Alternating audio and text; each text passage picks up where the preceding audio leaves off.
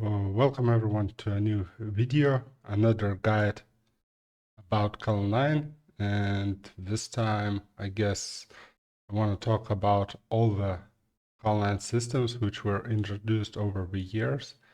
And basically this video is meant for returning players or completely new players who aren't familiar with any of the systems, who missed a lot.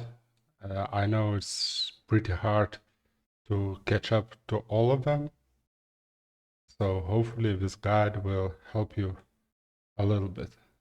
I will try to cover everything starting from skills, stats, hunting areas, raid system, mount system, family system, etc., which would give you an easy start when you return to Kalonline in 2025. Okay, so let's start from the beginning, creation and choosing of a chart. 2 years ago, already 3 years ago, in 2022, Kalonline has went through a huge change. And basically the old logic where general was a tank and could tank all of the mobs, etc., was gone. The Ma, who was a healer and couldn't level on her own, is also gone.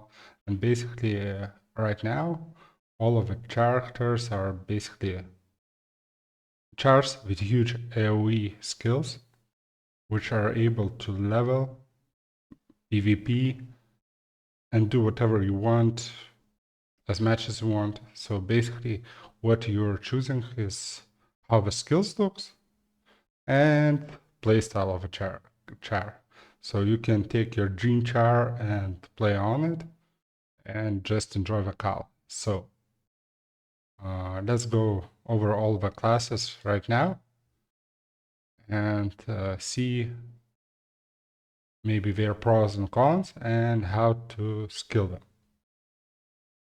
So I will start from my main, that's Sword Trickster. Here you can see the skill points where we should be allocated and till which grade you need to raise the skills to actually play the char and have no issues with skill points, etc.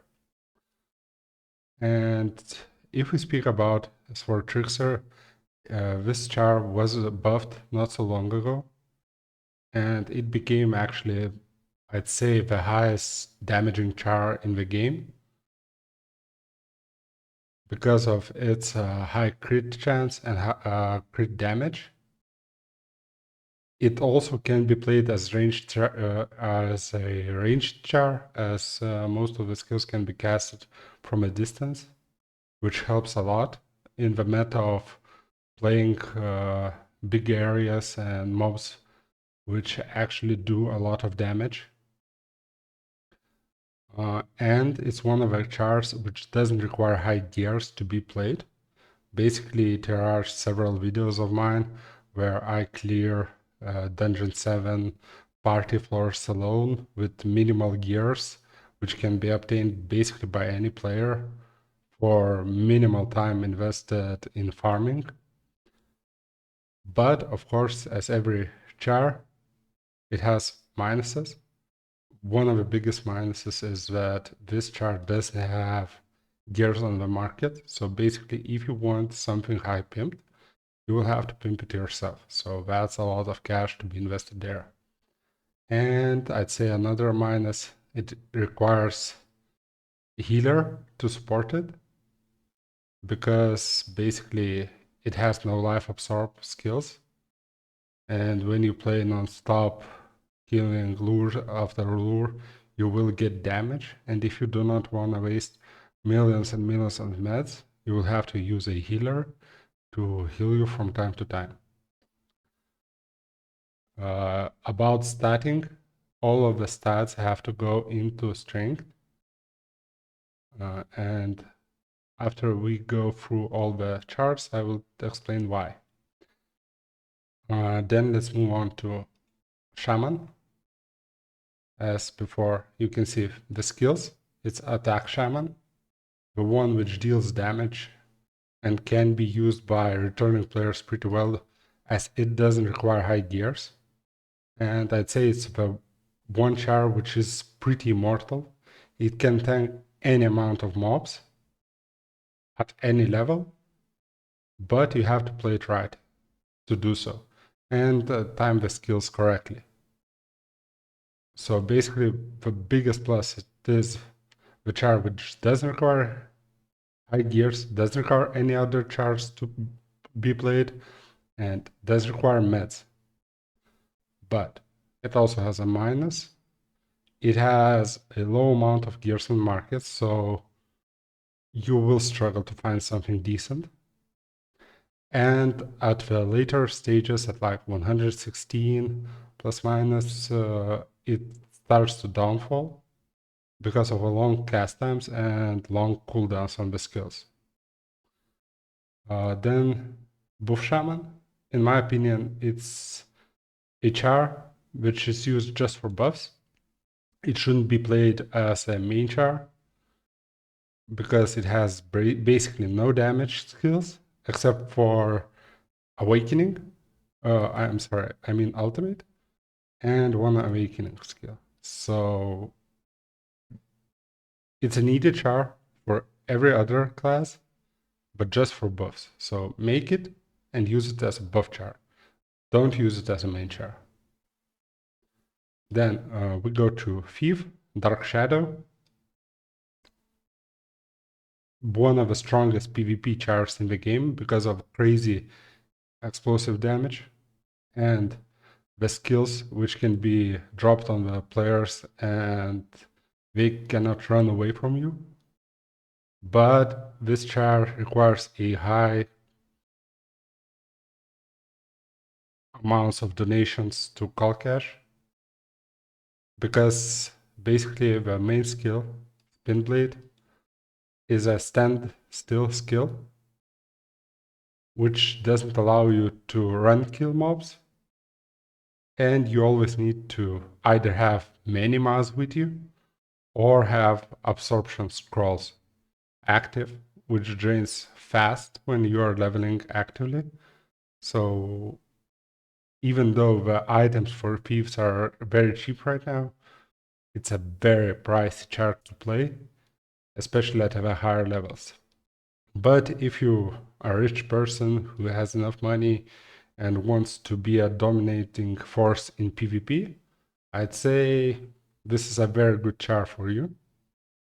And there's some other issues, such as, for example, Haunted skill doesn't work when you are riding horse. You have to dismount to cast it. So it is also some inconvenience compared to other classes.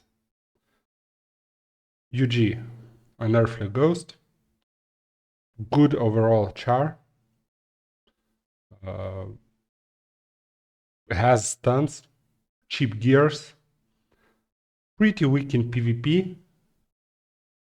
If played correctly, it can be played without Ma, but in most cases people do not know how to play chars correctly, so Ma is required to have from time to time heals, decent damage, and it's just overall good all-around char. General. Very beloved class by many, but when this big update came, game masters forgot to buff calls, and basically in the era of hundreds of thousands attack points, you get from calls like 100 attack or 20 OTP, which is literally nothing. And basically the general is struggling right now. It has a lot of stuns, so you could be a stun machine in PvP. Basically, if you want to annoy everyone, just become a general and go stun everyone. You can stun lock someone in PvP and make them quit it. But overall, you will require very high gears and all of the possible buffs in the game to actually level and enjoy the char. so be prepared for the pain and suffering while leveling it.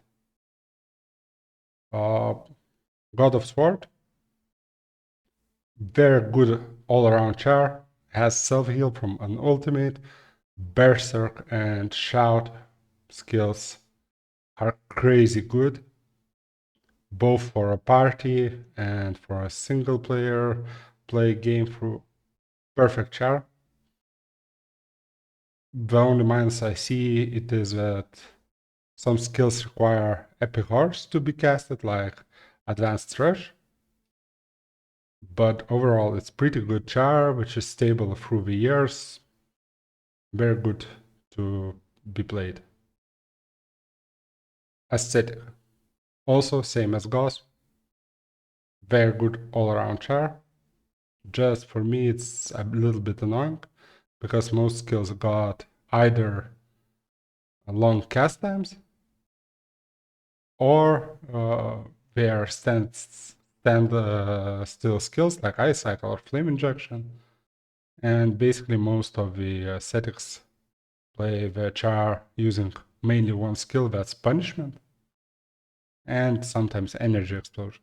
But overall, very good char. Military Advisor.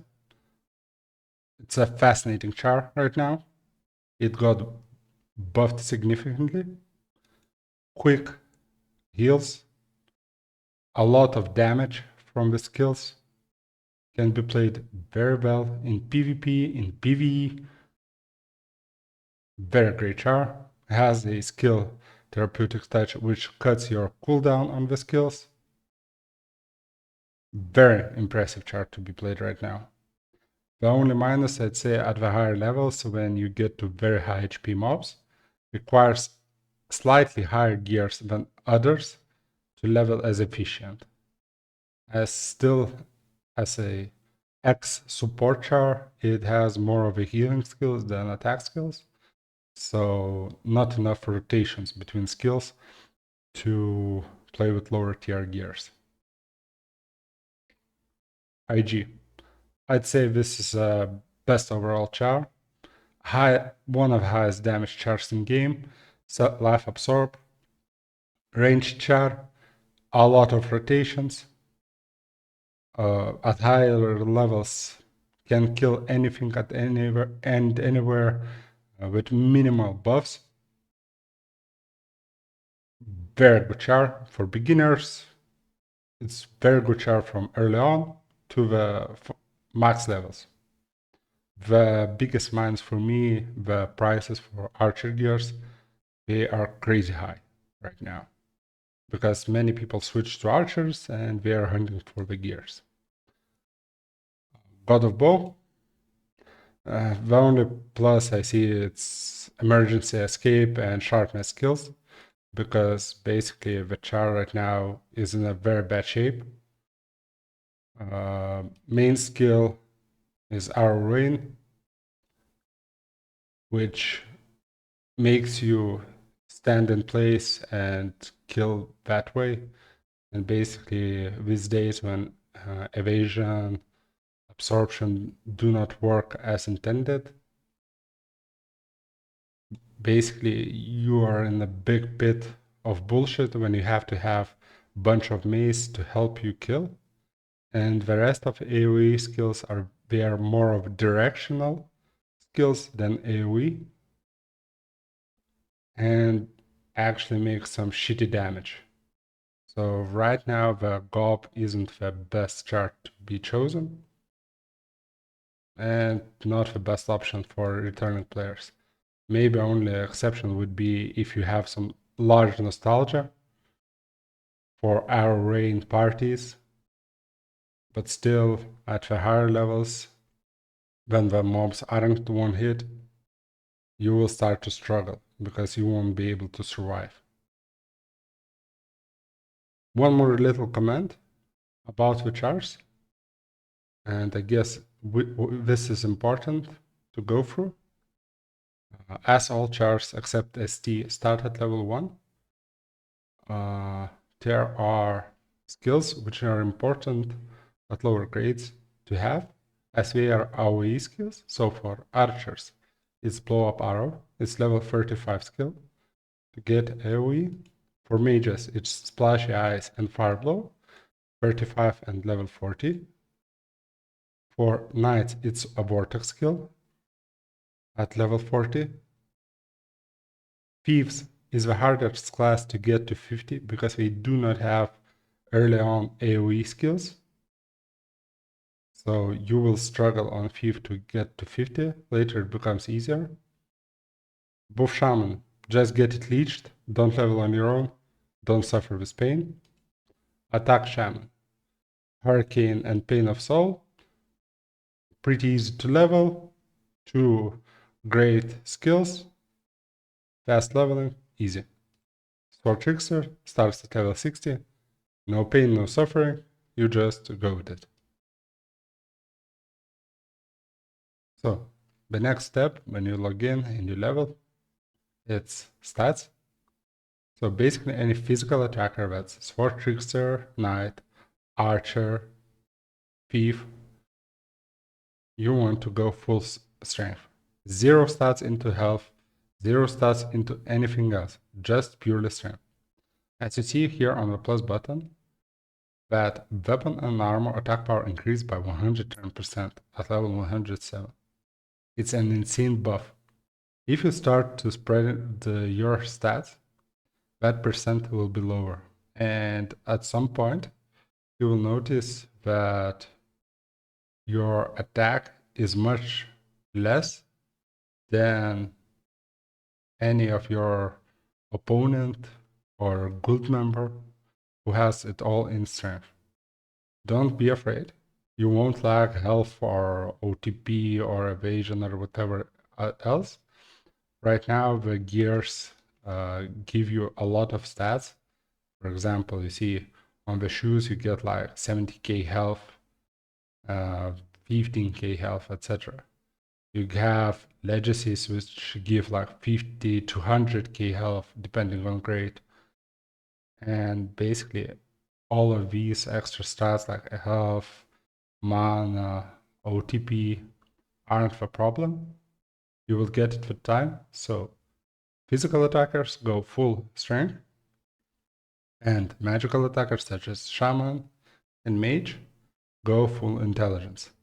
The only exception right now is a Mage, CGB, military advisor, which is used as a healer to support the main char.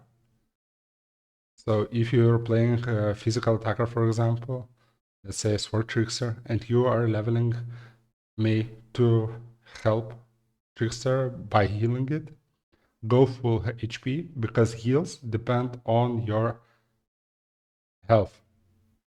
As health increases, also in percentage way. So the more into health, the higher HP you got, the higher HP you got, the bigger the heals.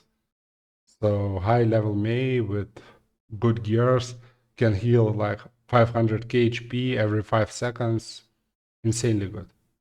So just don't fuck up your chars because then you will lack power to kill mobs easily. Okay, once you start playing, one of the first systems which will come in handy, it's a family system. If you press Y button, you will see such a table pop out. It's your family system. All of the XP here depend based on your character level. So for example, these chars are level 91. They bring to family 50k XP. Rikugun brings 223k at level 110. So basically every level of your chars in family brings you some XP, which you can distribute among all of these stats. So basically you write number minus, okay, it's saved, that's it. So you want to add, you write 50 plus, okay, it's saved. Basically once you start leveling, at the start you will probably want more of the stats into OTP, as low gears don't have too much of it. So you wouldn't miss as much to mobs. So start by inputting more stats into this. One little trick, if you have an old account, you might be able to create a sword trickster at level 1 when your main char is level 1. That way you will get some extra XP from them, and later you can delete them and replace them by other chars if you will want that. Beside this table, there is this button, which brings you to a menu with 4 tabs, which basically allows you to become much stronger. You see that you can get, for example, plus 20 strength by adding 2 items. That's White Tiger and Fierce Tiger. How to add an item?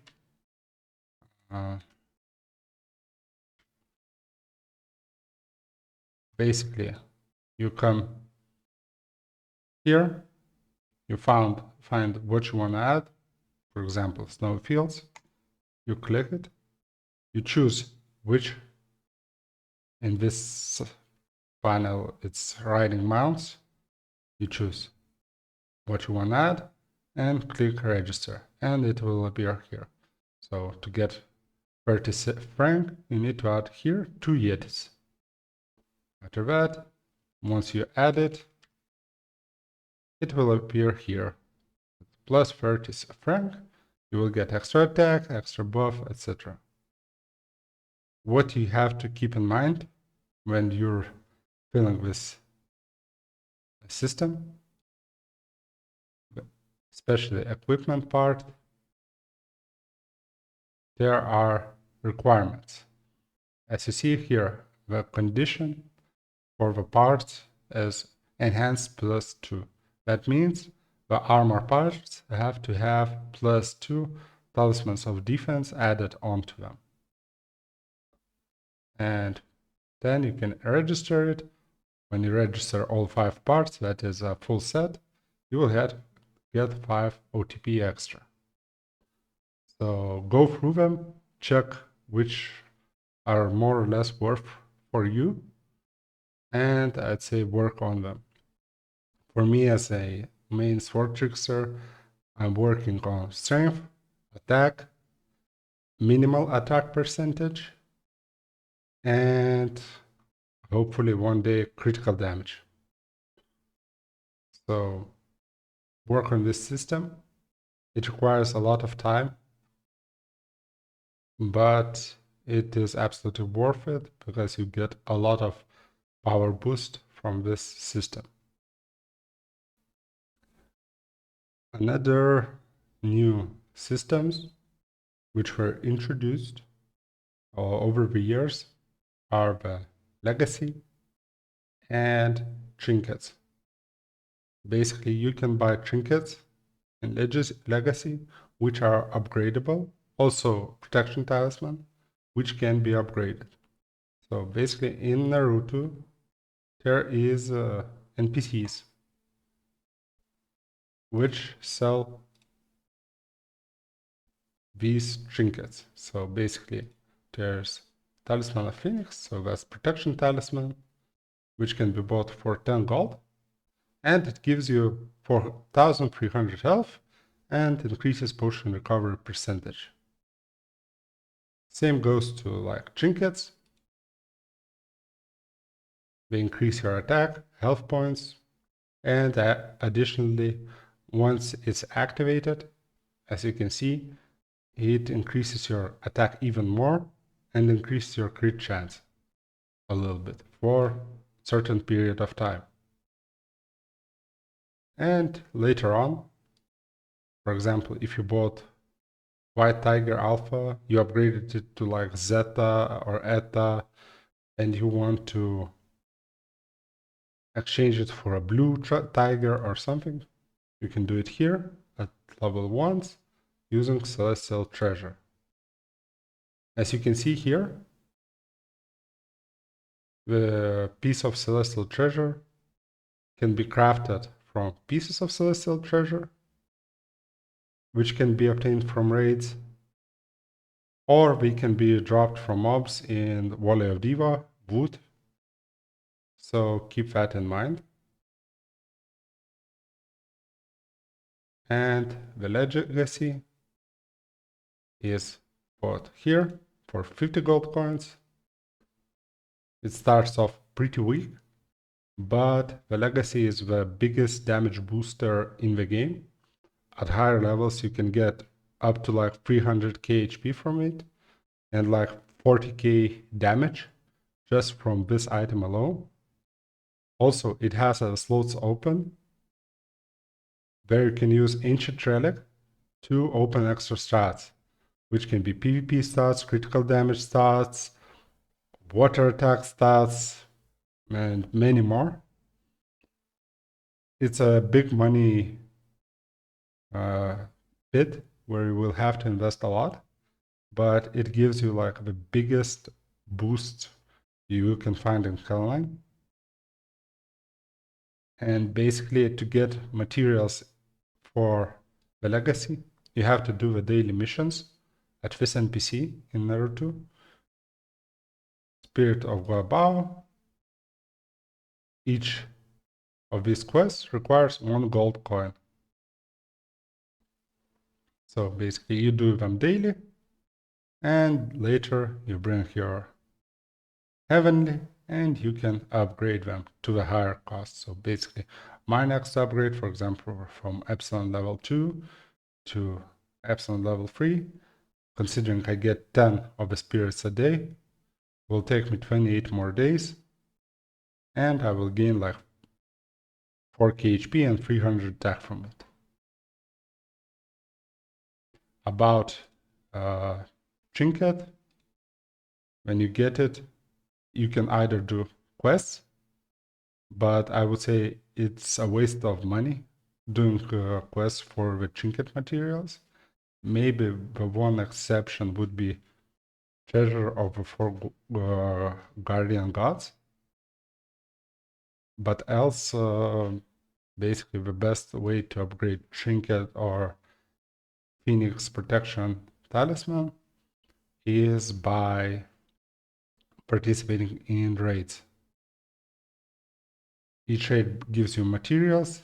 If your guild makes the high levels of them, you will easily upgrade your Trinket to high levels.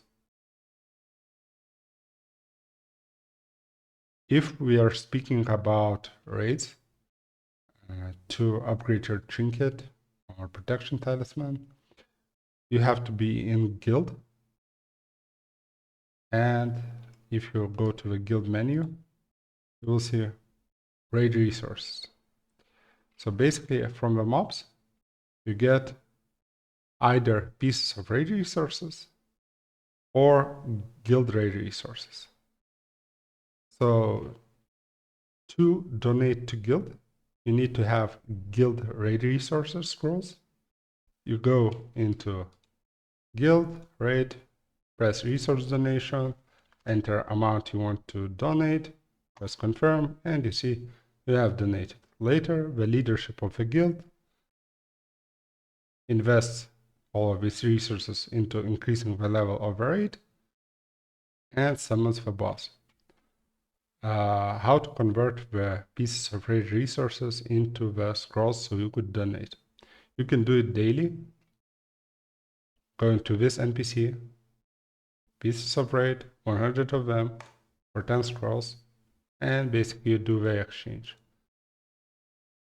Your leaders will tell you when the raid happens, and at the time of the raid, you either have to run to the NPC, which is located here, Guild Raid Teleport Manager, or you will get a recall from your leadership, and once you're in the area, a guild leader will spawn the boss. What to note, all the chars, no matter the level of the gear, do one hit damages to the boss. And the boss hits pretty hard, so keep in mind to have meds or ask to join some party with May, just so you wouldn't die. And enjoy the farming. Okay, after we're done with legacies, trinkets, etc., there's another system called Tae-guk or Trigrams. Basically, it's an old update already from many years in HAL. You have to have a decent trigram set, which isn't expensive right now, which works based on the lowest upgraded trigram set part. So for example, if you have whole set plus 12 and one part is like plus 5, your full trigram set will count as plus 5. So keep in mind to have all the trigrams at the same level and preferably above plus 10. Yeah, so basically your aim should be to have minimum plus 10 trigrams to get a decent stats from them. For example, from my trigrams, I get these stats. So it's pretty decent. The mirrors to activate the trigrams. So basically these are used to activate them. Without it, they do not work. They can be either bought in NPC or dropped from mobs. We drop very rarely. So basically you will have to buy them weekly. So be prepared to invest 4 million for G75 or like 12 million for G85. In the Trigram system, there is a Tae-guk. The Tae-guk gives you, as you see, 810 attack bonus if it's a common result, or it can give you 1300 attack at G75 if it's a rare result. How to get this stat? You use Trigram absorption.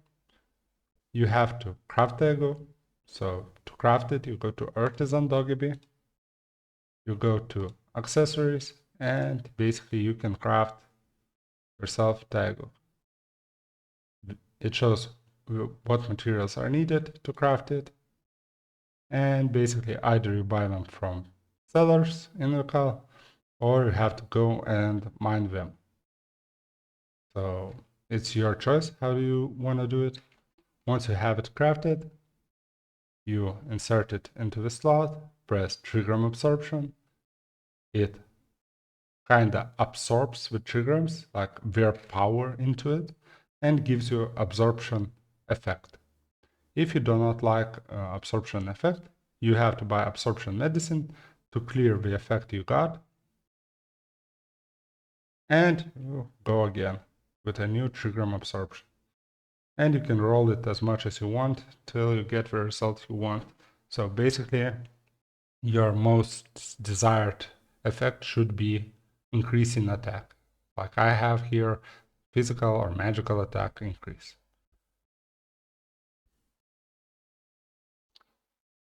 Next few systems which I want to talk about is hanins mirror and yeoiju. So hanins mirror is basically this one is call cache item with 5 slots open because it requires jewels after the second slot is opened. To open, you can insert the mirrors which give you extra stats and boost your power. So basically it's a very good starting item to get from a merchant. You go to any merchant and there is a hanins mirror which you buy at 100k. It has 1 slot open. You can use 1 million of geons to open the second slot. And basically at that point you have ability to add 2 essences which will boost your power. At the higher levels you need to get the call cache one. It's not worth to craft one, but try to buy on the market the 5 slot eyes and in mirror and fill it with essences you feel you need the most. I use strength ones, and when I use when I am killing mobs with long-ranged attacks, I use speed essence, so 4 strength essences and 1 speed essence as for trickster.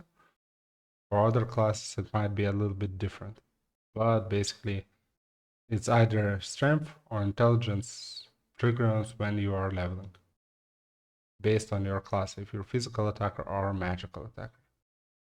After that, there is yeoiju system, which is hated by everyone in the game right now, because only if you have high levels of them, you can enjoy the PvP. So the highest level is level 20. As you see, I got like level 4 because I didn't have time or money to invest into them. And there are 2 options to upgrade them. Basically, first option, it's a new option. You get Silver Guardian, Stone Fragments, Silver Celestial, Emerald, and Gold fragments dropped. You can use them to craft a full stones at these NPCs, and you can use these stones to upgrade.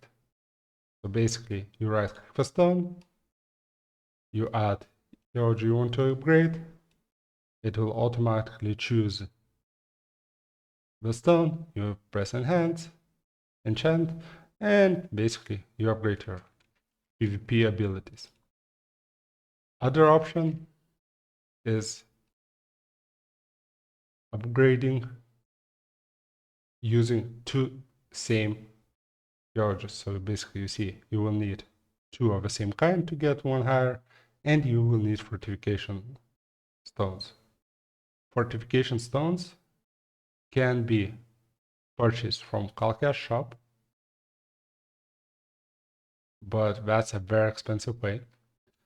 Other option is from daily missions. When you get medals, you can use the medals to exchange them for the fortification stones. That way you can use them to upgrade your yeoiju and become a bit stronger in your PvP.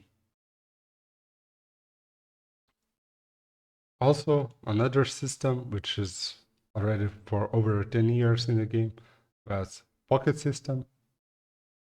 I wouldn't recommend using it for low levels who aren't fully geared, because it requires a lot of money to maintain it, because either you have to use jewels to recover the charges on it, or honor, which you farm. So basically, you can go to this Wandering Honor Merchant and buy this Occult Soul Pocket Box for 500 K reward points and get yourself a pocket. In my case, I got Silk Soul Pocket, which for every 20k reward points recovers me 4,000 charges and gives me additional damage of 50%.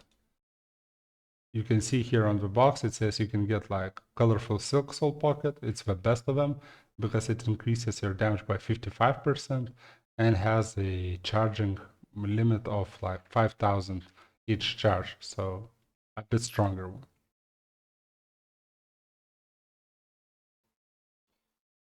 Okay, another system which I'm gonna cover is mount system. So basically a horse which you use to play on, to kill mobs on. It saves your life because you move much faster than by foot.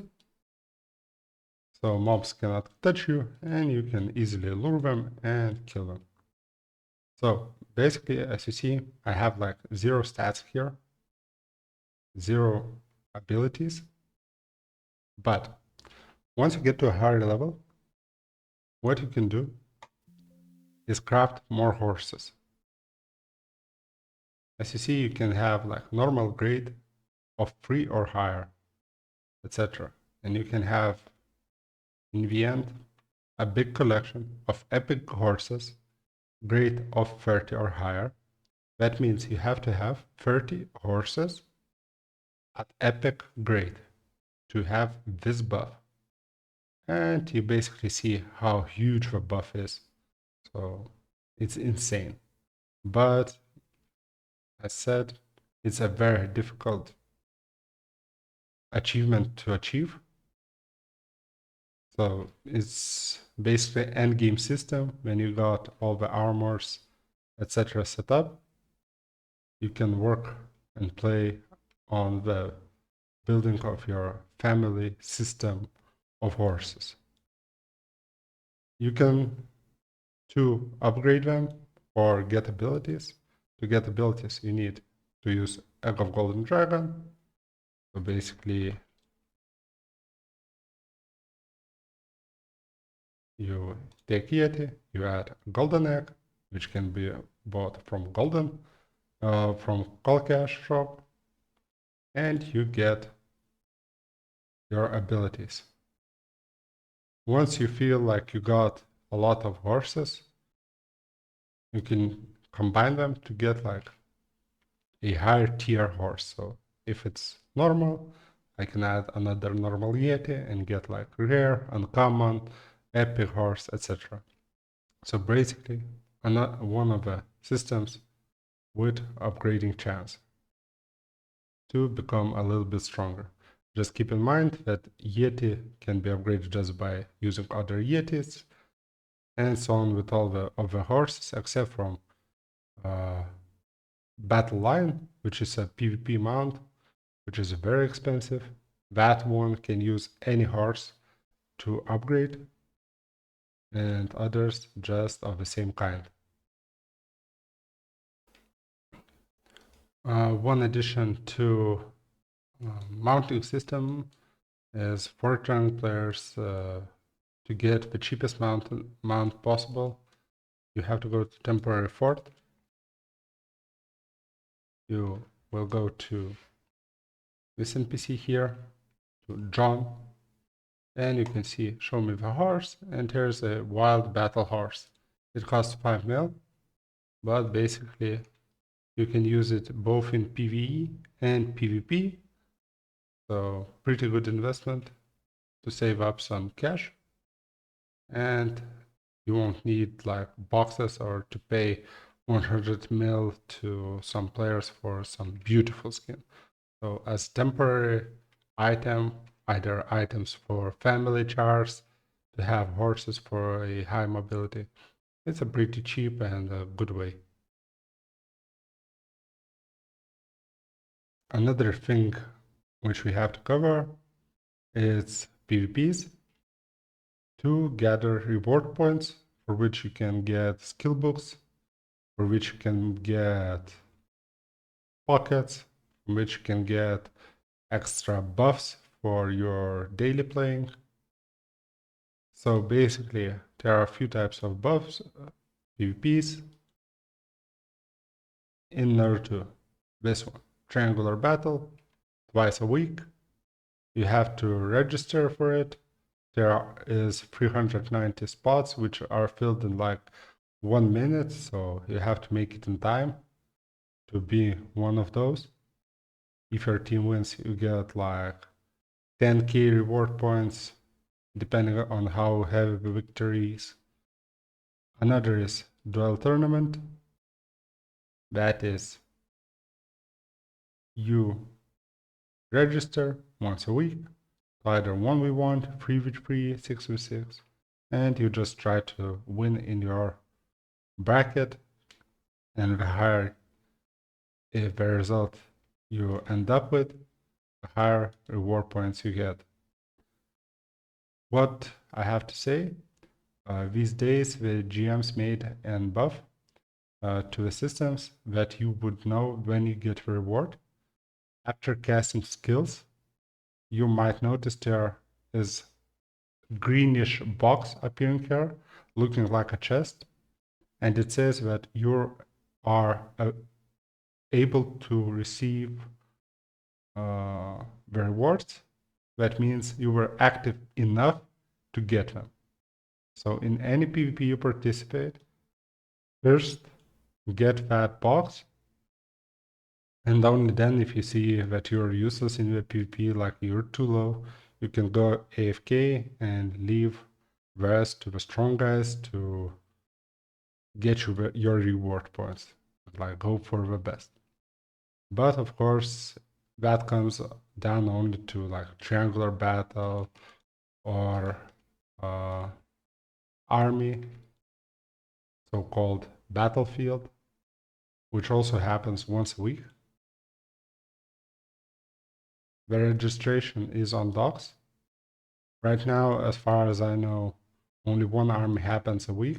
That's for level 100 plus.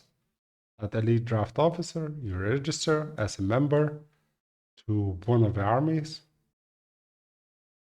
And basically, you try to help them win. And these are pretty much based just on you, not on the guild. And the rest of the PvPs are guild based. So basically there are 3 matches, 3 days a week. It's 3.1, 3.2, 3.3. That is Protecting Leader, Suffering Valley, Destruction Key Points. As these PvPs clearly says, Destruction Key Points. You have to go into the field and destroy towers of opponent to win it. Suffering Valley. It's a PvE style of PvP where you hunt mobs and the team with the highest result wins. So basically you can avoid any fight with other players who have high yeos or high PvP stats and just attack mobs and win by that. And Protecting the Leader is a field where you basically have a direct fight and you have to protect your leader while he prays at the pillar and scores you extra reward points. So basically, when you're participating in all of these 3, and you might not be the strongest person out there, but try to help as much as possible, because only sometimes even a meat which is running around and annoying people or makes them cast skills, or even if you stun them, it might help your team win the GVG, good versus good PvP. So be active in them and help your teams win. Once you upgrade your PvP stuff, they become really fun to participate in. So don't be afraid and don't think that you're too low or too noobish to PvP. Even your death in those PvPs actually help to win them. So in the end, it will result in your reward points and basically nothing else. The more you kill, the more you participate, the more you win, the easier it is to get reward points and either use them on your own or sell them to the market. And there's one more PvP, that's Castle War, which is also based on the guild and your alliance basically. That PvP one, I'd say if you're a noob, just get your activity marker and basically you can just be AFK because it's Big Daddy's time to fight. It's a guys who invested many hours, many euros into a game fighting there. And basically with either low level or no PvP stuff, you will do 0 impact there. Only feed other guys reward points for the kills they do. So Castle War might be the place you can just enjoy your AFK while hoping to get reward points until you get some decent PvP set. Well, as we passed most of the systems now, when you start training and you start leveling, you log in into the game, you want to start leveling. If, for example, you got like a char from before and you want to restart from purely 0, and maybe that char has like few K geons on it, you can go to a training center enter it. At level 1 it requires 1k geons, or you can ask in Naruto, maybe someone will give you. For 30 minutes, attack these wooden dolls, and you will be receiving some XP. And first 30 minutes, basically you will get from level 1 to level 19. It's like the easiest way to move those first initial levels. If you're completely new or you don't have any of the old accounts and no one in Naruto wants to give you money, basically your path goes through doing the quests. So the marker over the top, quest, and just keep doing them. So you will see on the world map such things like Chief Guard gives you quests and gives you rewards like rebirths, XP stones, meds, teleports, and other kind of crap. It also gives you a decent amount of XP. So just move and do them. Basically, if you hit level 19 in Printing Center, next thing you do is you port to Geom of Mine, and you start your way from Geom of Mine to the pub. You go up, and your goal is to kill mobs 6 levels higher than you for the most efficient XP. Once you hit level 30, you teleport to Temporary Fort, and you move from Temporary Fort to Devil's Castle, to this location. By that time you reach Devil's Castle, you should be around level 35, and you should get your first AoE attacks. At level 35, you move into the forest and start doing lure kills until level 40, just by killing 6 level iron mobs. Once you're level 40, you go to Dungeon 1, it's somewhere here, and you level there until level 50.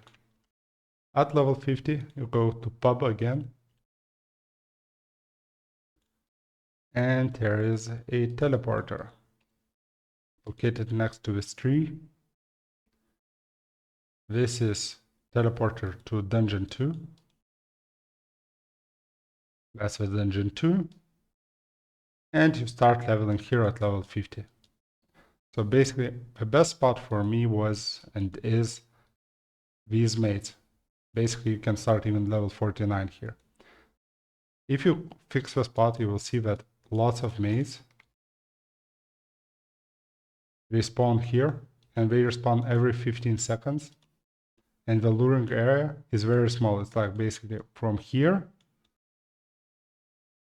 to approximately here. So you can do a very quick lures of a decent amount of mobs, and you can fly to level 58 here.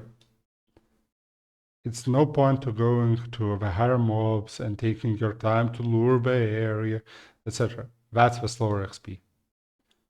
Just focus on playing in a small area where you can kill every 15 seconds, and your XP will fly. Once 58, you go to D2. You will go to Hall 2, last room, the big room, which has exit to outside. And you will start killing there till level 60. Either then, after level 60, you go to one room earlier, the small room with same mobs, which as a last room. If it's not used by botters or someone else leveling. Or you will keep leveling in that final room till level 66. And then either you move to Hall 2, room 2, or you will move to Hall 3 to level 270. Other option, once you hit 66, you can go to Forest of Elements. That's in City of Priest. Here, this area.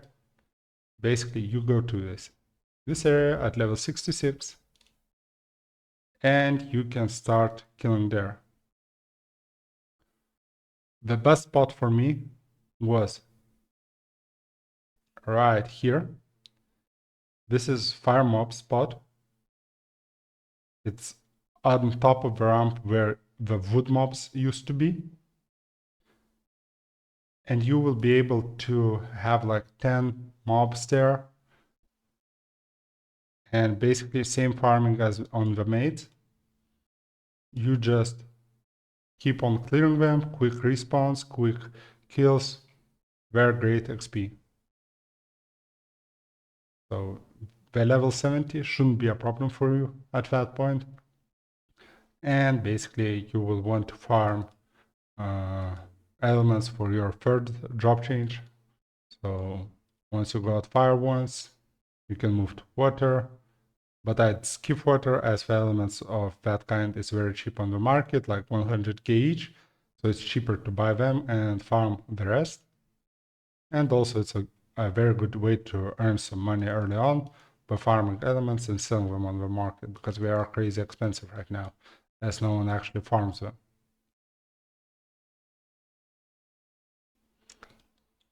Once level 70, there are several options of leveling. That is either you continue hunting fire or go to dungeon 3, floor 5, 6, 7, 8, depending on your level. Or you can go to pub and go to this NPC, so-called dungeon 7. You will see here that it has 3 possibilities. So basically one of the possibilities is solo personal dungeons, which can be done daily based on your level gap, so 78, 80, 90, 90, 100, etc. And once you complete them, you might drop tickets like these. And if you got a ticket, you can go, if you feel strong enough, you can go to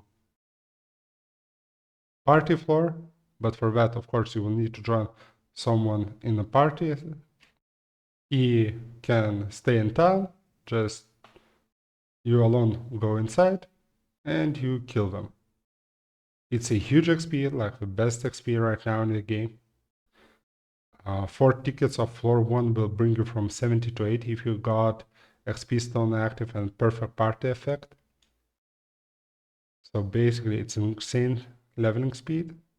But if you're a new player or returning player who has no geons and doesn't plan to invest euros into a game, I'd recommend doing solo, personal, daily.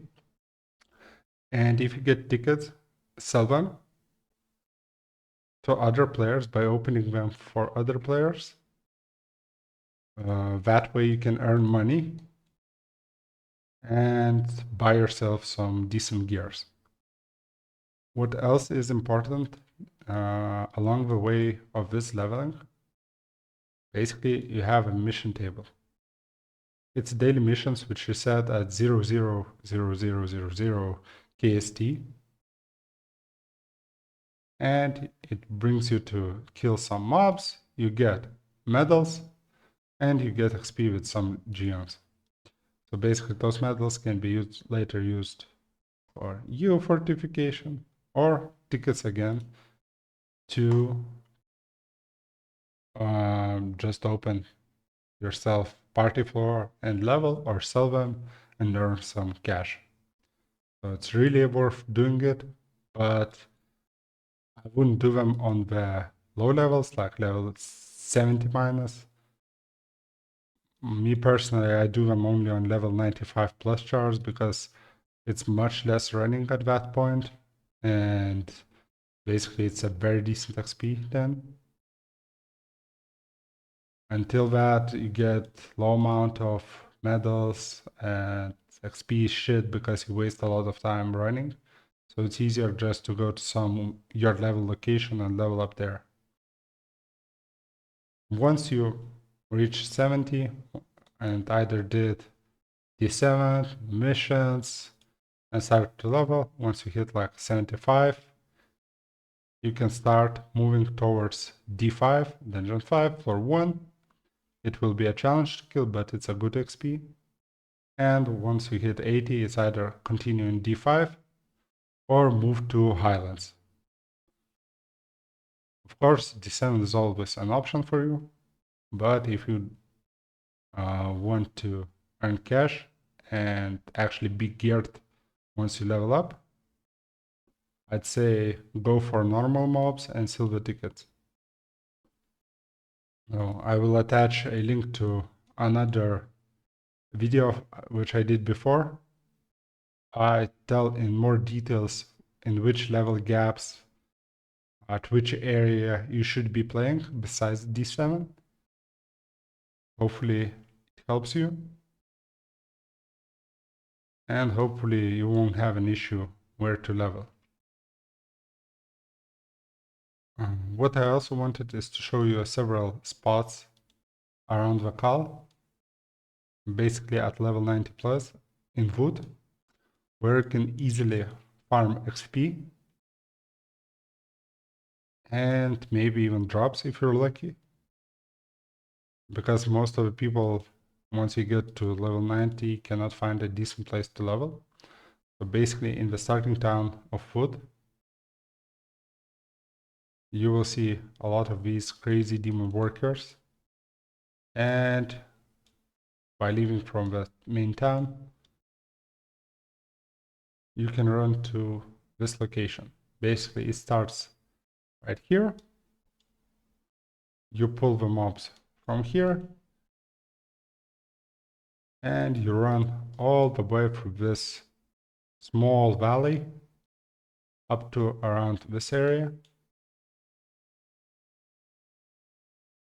gathering all of these mobs together. You will have a very nice lure on you. And basically at level 90, you kill here. So best spot by far at that level if you're not playing in D7. Later you can go to char. This is purchased from NPC. There are few good spots to level. First one will be Null's spot, which is located here. There are two spots in one there, which can be used to actually level to 100 extremely fast once 94. It's like extremely fast XP. You can make 20-30% per lure. So it goes crazy fast, especially if you got XP buffs active. And the respawn timer is 15 seconds, so you just have to be active and keep playing. Like here, this guy is playing. You make a lure, you kill, and basically your goal is to do quick 15-second lures. So one spawn is you can divide this area into two using this rock. So basically this is a one spot, and this is a second spot. So mobs respawn here 15 seconds here. So you can kill one side, run to another side, kill that side, and run to the back side. We will have insane amounts of XP, and you will hit 100 pretty fast here. After that, there's another spot, again in Perkar. It's a bit higher level spot, and it's often used by the botters. But if it's free, you might use it well. That's Goblin spot. It's best for the players at like level 103 for passive gameplay style.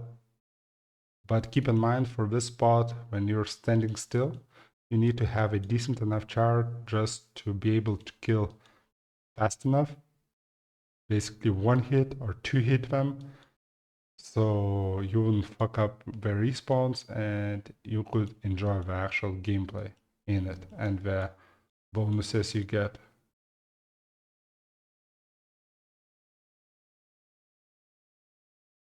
So as you see, the botters are here right now, and this is a goblin soldier spawn. It's for level 102 players, as mobs are level 102 and 8, so 108 minus 6, 102. And it has a 15-second cooldown, and it basically one hit, you get drops, great XP, and you can play here. Another spot nearby, which is usually free because somehow most of the players forgot about it, is Guards of Diva.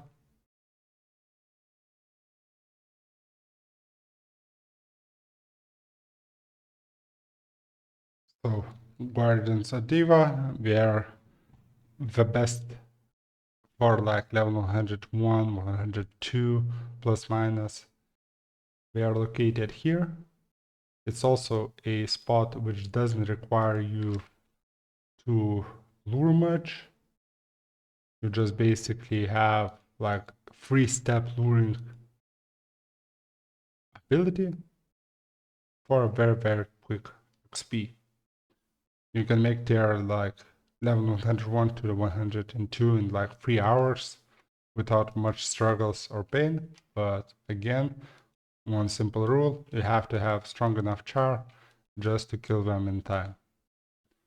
So right now the spot might be fucked up because mobs run away, but basically the spot is a line spot starting from here and goes up to there.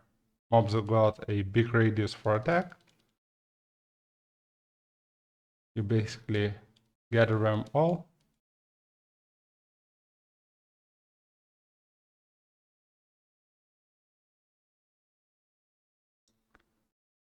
And you see they respawn, you gather them,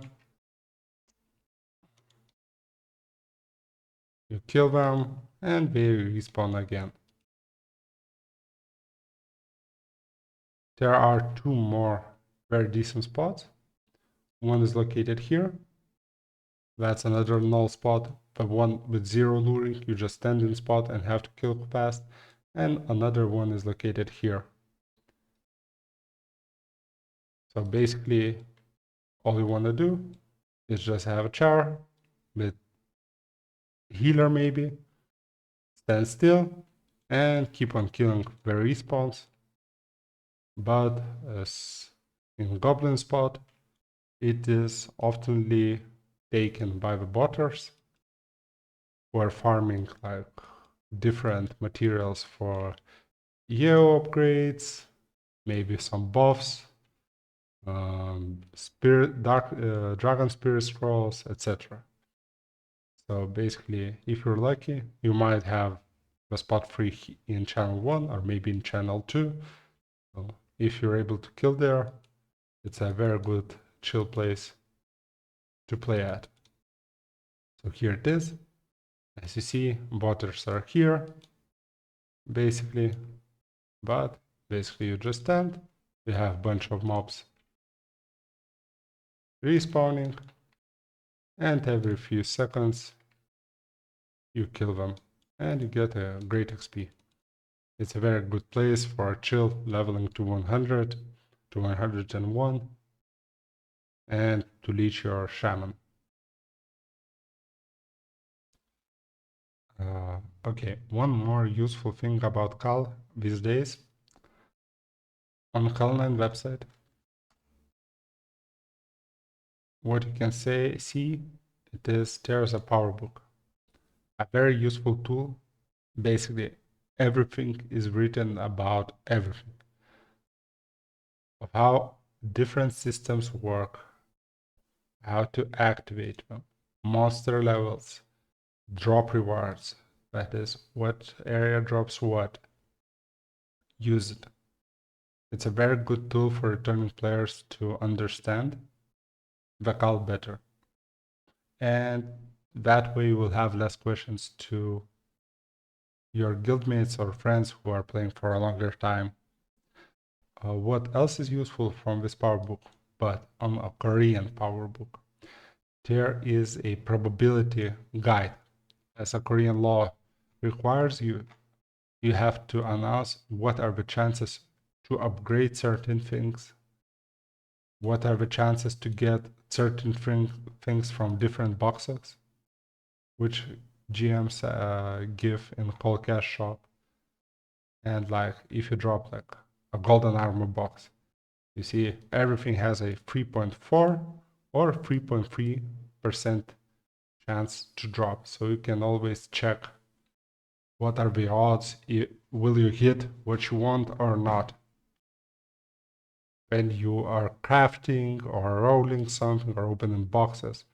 So it's a very useful tool to have in your game career as a Kalonline player, let's say so. One last thing which I want to say about leveling, do not rush to level. Leveling is extremely easier these days. Make sure you take your time and farm money for gears so you could actually kill mobs. Because if you will over level and you hit like level 115 or 16 and you will have to go to the big boy areas like Emok, you will see that you have no damage basically to level anywhere close to efficient, and you will be like, okay, I suck, it's time to quit. And if in your earlier levels like 110s, like 100, 110, you farm up, you will be in a much better position later on. So just don't rush your levels, do your dailies, do D7 runs, do your farming, and it will be much easier for you. Okay, so let's start. When you begin the Kalonline again after the break, or you're just a new person to Kalonline, the biggest problem is you got nothing to start with, and right now the system is set the way it's pretty hard to gain cash at lower levels, but there are a few methods. First of all, it's killing mobs and basically gathering these necklaces, trinkets, rings, protection talismans, and selling them to NPC.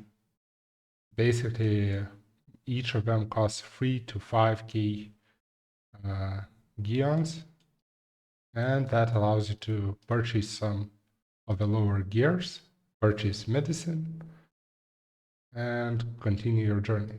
Beside that, you can farm quest items for first and second quest. A lot of botters, a lot of high guys who restart Kal or restart main character or makes secondary characters, they do not like to collect these items and they purchase them. If you won't set too high prices, you will be able to sell them. They drop almost with 100% chance once you have a quest.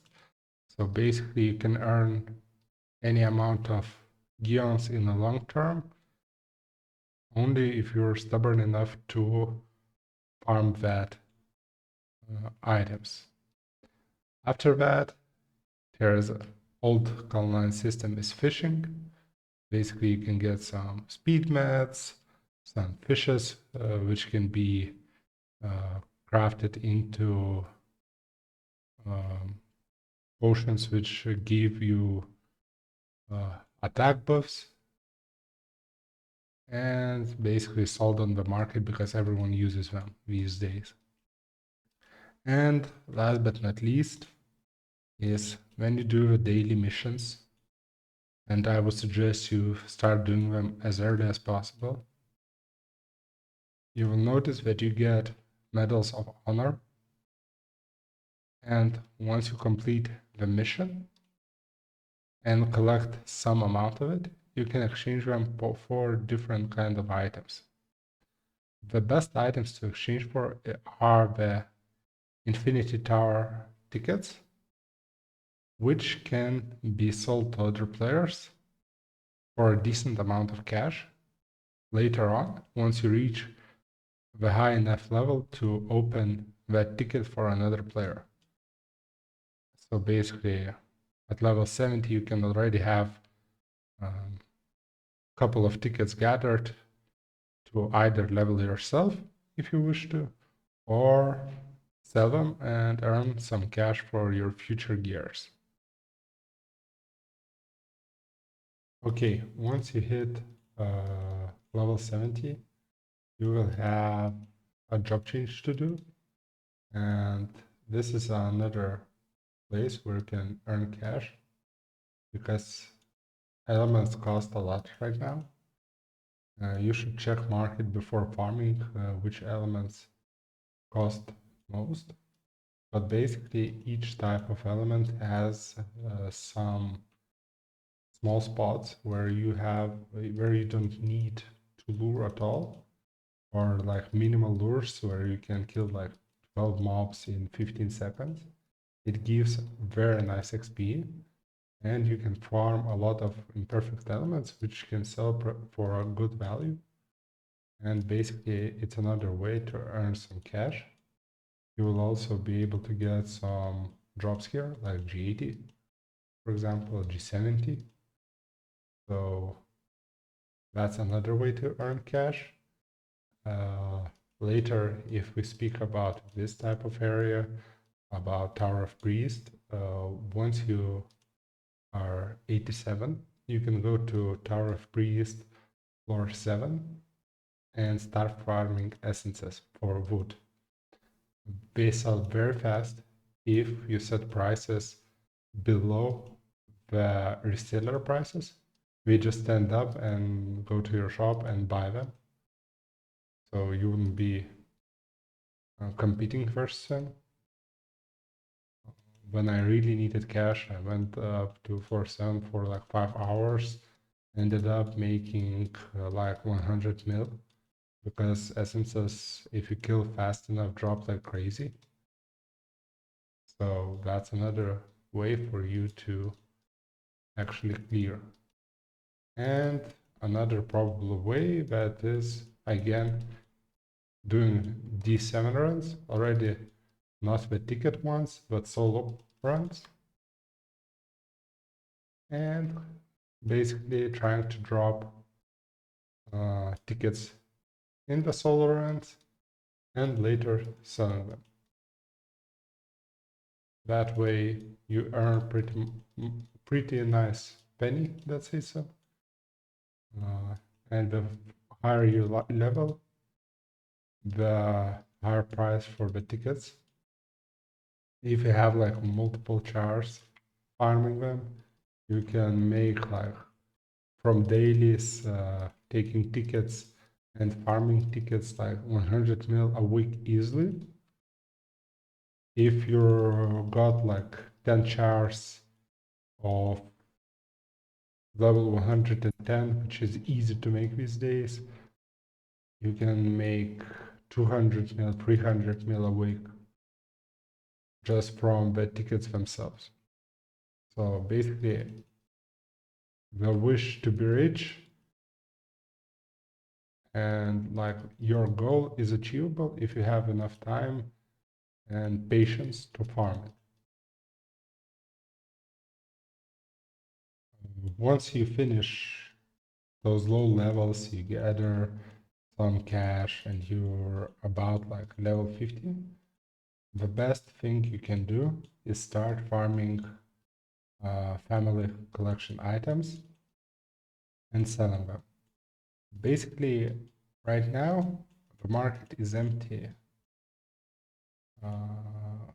There's no G55, G60, well, mostly G55 items for sale, especially Trickster class, and they sell for huge amounts of money.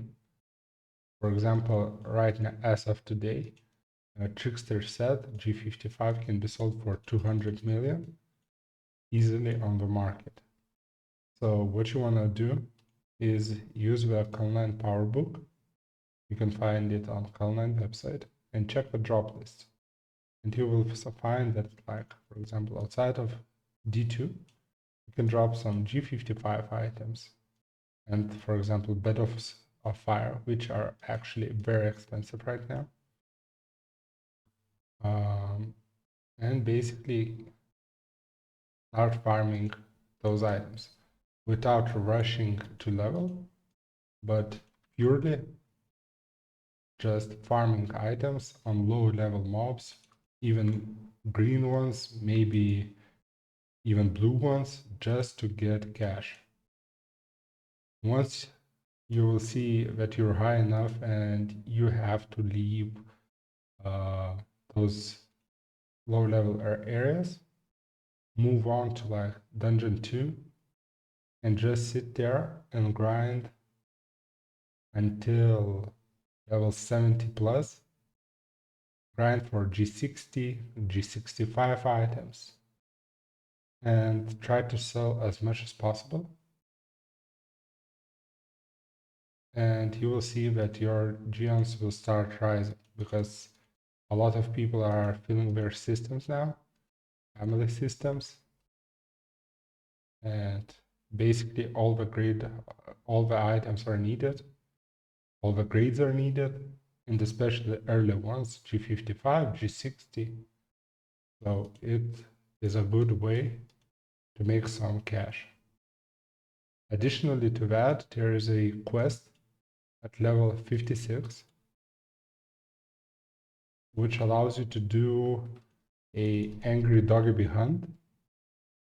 It's a line of quests, which in the end gives you 5 talismans of defense. And each talisman of defense right now sells for like 8 mil. So one quest done will give you already 40 mil, which is enough, for example, to buy a piece or a couple of yeoiju items, which already allows you to farm in future. And if you are willing to put in an effort into farming, you can create multiple chars and basically do that quest on few of them, and you will see that in the end you got like 10 chars with 440 mil from this quest, and you got pretty much even G90 set ready for yourself. So it's a pretty good way, but it takes a lot of effort to level the chars and do the quest, because it's pretty annoying, especially the angry doggy hunting part, as a lot of botters and a lot of guys who are thinking that they control the market are hunting them.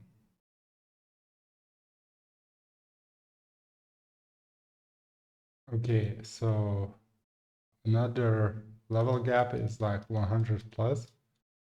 I'd say this level is a strange one because there's no 100% ways of farming besides like tickets and daily missions, but people are still crafting G100 items and the materials for them are needed.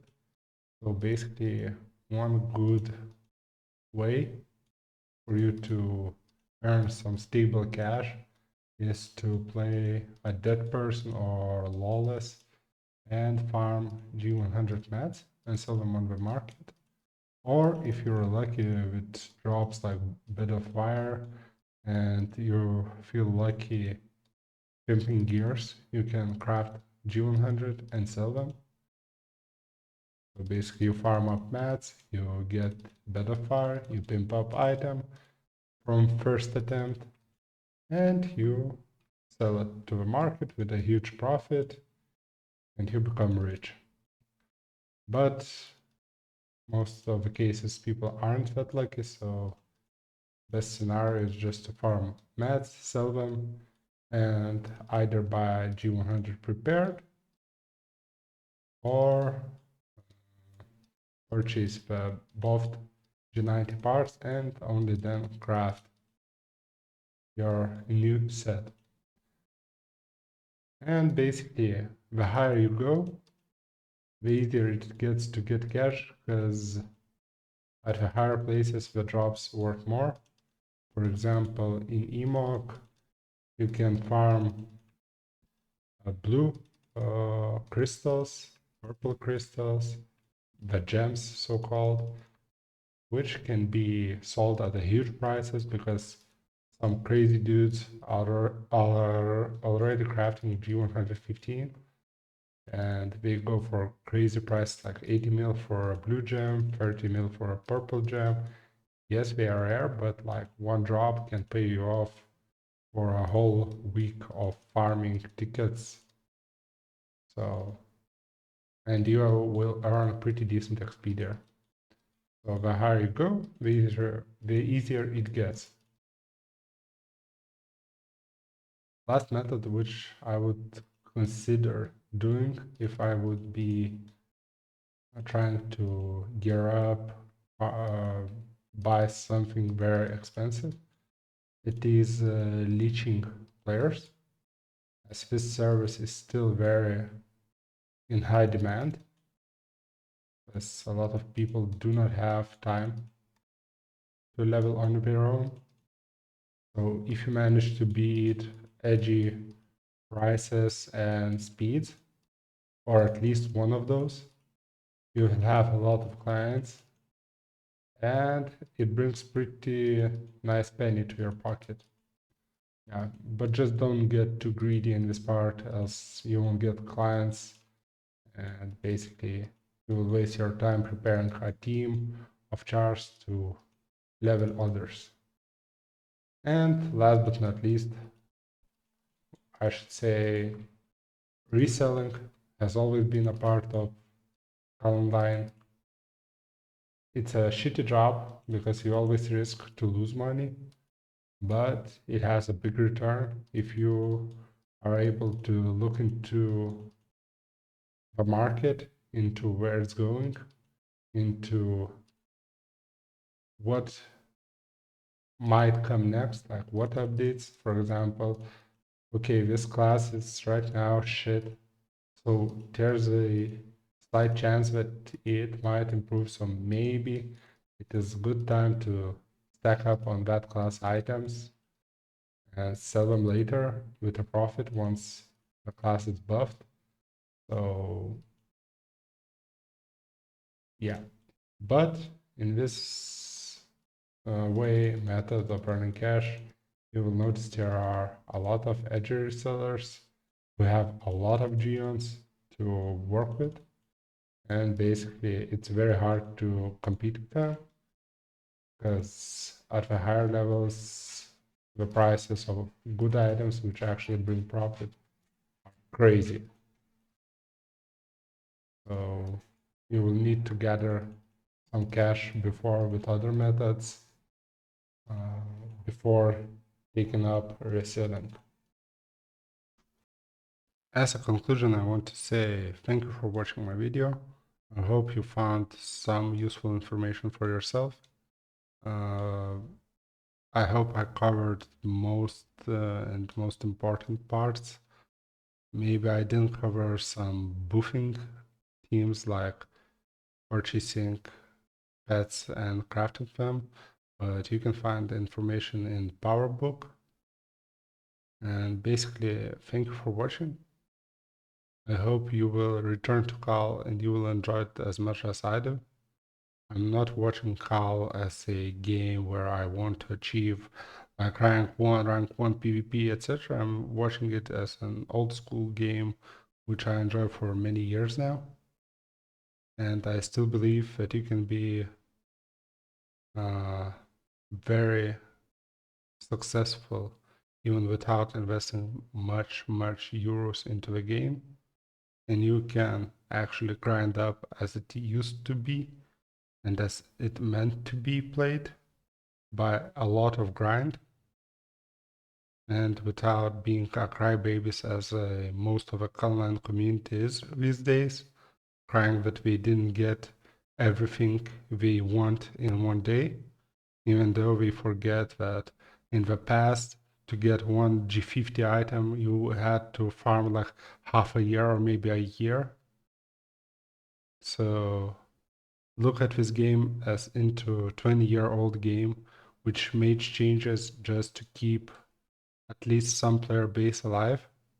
All these changes were made just to allow the players to play alone, because the player base is small, and just enjoy the game as it is. Don't cry about it, don't whine about it. If it's your nostalgia which is crying, go to some old people pension houses and sit and cry there about your past, and just enjoy. And for the rest, just enjoy the present.